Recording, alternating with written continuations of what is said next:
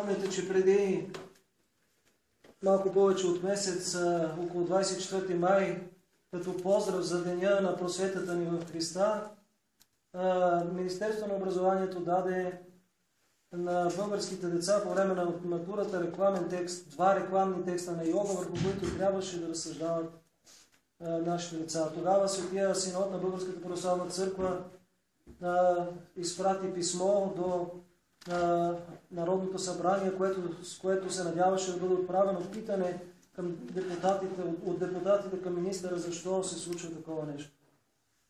Тогава от Министерство на образованието казаха, че това се случило случайно, без да искат, съвсем ненарочно, че след хилядите теми просто тайно е попаднала в ръка и те са дали нея, но не са имали нищо религиозно предвид и тогава ние с просто сърдечето, което подобава на християнина, повярвахме.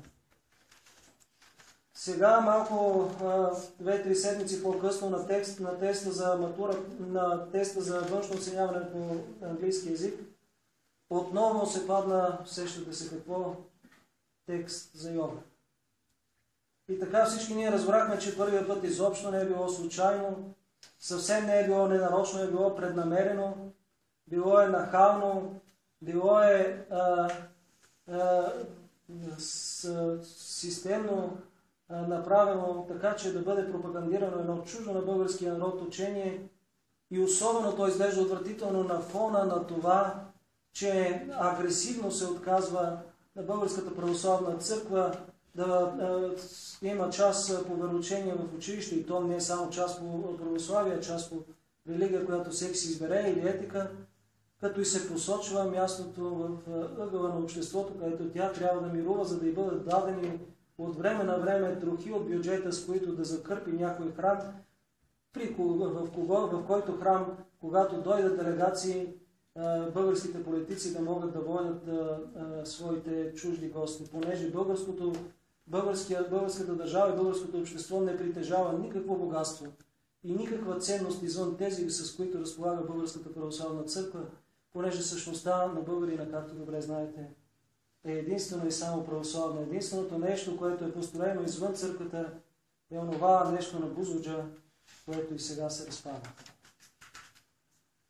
Тогава Светия Синод написа това обращение с благословението то в неделен ден, през седмицата да бъде прочетено във всеки храм на Българската православна църква, за да могат вярващите да знаят с какво се занимават нашите управници, както и какво е становището на Българската православна църква по отношение на еретическите езически учения, които шестват нахално, безскрупулно и с нашето мило отечество.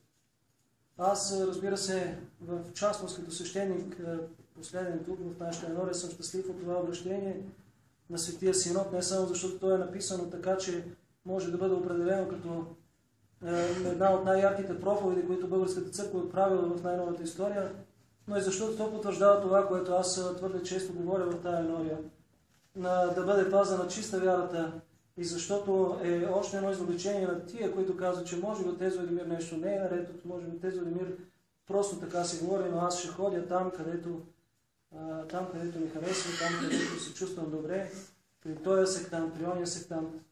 И там ще си пребивавам и от тези Владимир не може да ми каже нищо. Но ето сега Светия Синод, когато излиза с това обращение, в своя почти пълен състав, за този, който желая да ходи при различни учители, нека знае, че за него важат думите на Господа. Ако и църквата не послуша, нека ти бъде като езичник и митър. Няма да има специално обращение за Петър Дънов, понеже той е отлъчен от църквата 1920 и някоя си там година. Няма да има специално обращение за Петър Велев, нито за някой си отделен шестващи с нашия град човек, понеже тяхното име единствено може да бъде определено като легион. И не заради самите хора, които са жертви на бесовете, а заради това, че те пропагандират лъжа, противна на църковната проповед. Защото църквата не говори от себе си, а говори от нашия Господ Исус Христос. И тъй има един въпрос, който Господ отправя и в който можем да завършим нашата проповед в днешния ден. Когато Син човечески дойде, ще намери ли вяра? Или ще бъдем ние, както се споменава в евангелското четиво, като онези споменати от Господа израелтяни, които ще бъдат изхвърлени във външната тъмнина, където е плач и скърцане с зъби. Какви ще бъдем ние, като ония стотник ли, който имал подчинение и им казва: иди там и направи това или не? Нашите стотници, хилядници, десетохилядници и милионници, управници, като този ли са, който имал вяра в Господа, каквато и в Израиля той не е видял? Или са като ония израелтяни, които ще бъдат изхвърлени там, където е плач и скърцане с зъби? Защото не от богатството се възхищава Господ, нито от високия пост, който сам Той е дал на някой човек, а от сърцето. И когато види, че сърцето е непригодно за това, за поста, който заеме и за човешкото достоинство, Бог може да отнеме всичко и да го изпрати във външната тъмнина. Нека не забравят нашите хилядници, десетохилядници, стохилядници, милионници, че и те са човеци, че и те подлежат на съда Господен. И те са смъртни, така както сме смъртни ние, сиромасите. Мога да им го гарантирам, защото съм извършил стотици погребени.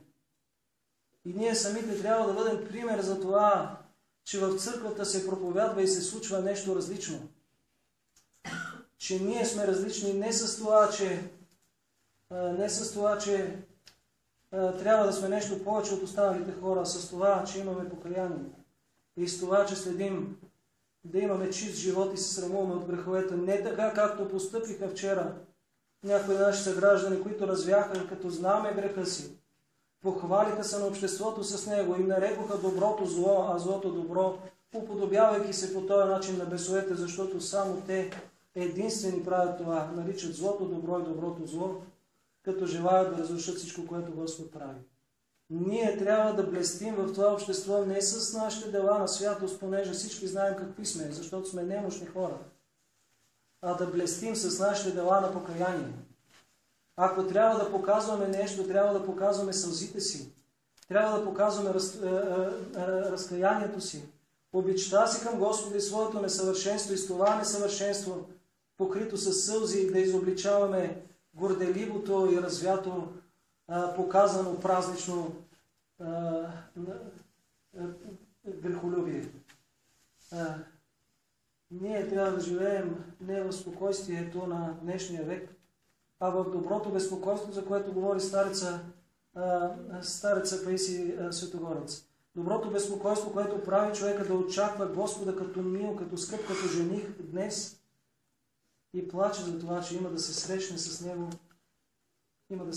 с него, недостойно. И тези сълзи ще направят човека такъв обременен, може би, не като приял, като сегашните хора, приял духовно, разбирайте, обременен такъв, че Господ да му каже: ела при мен обременен, приятелю, и аз ще те успокоя. Когато намерим това спокойствие на покаянието, тогава Бог ще ни изпрати мирния дух, който да преобърне целият наш народ, цялата наша страна, колкото и нагло да бъде заливана тя от бесовете и техните служители с нечисти учения. Бог да ни даде наистина да бъдем такива честити, благословени.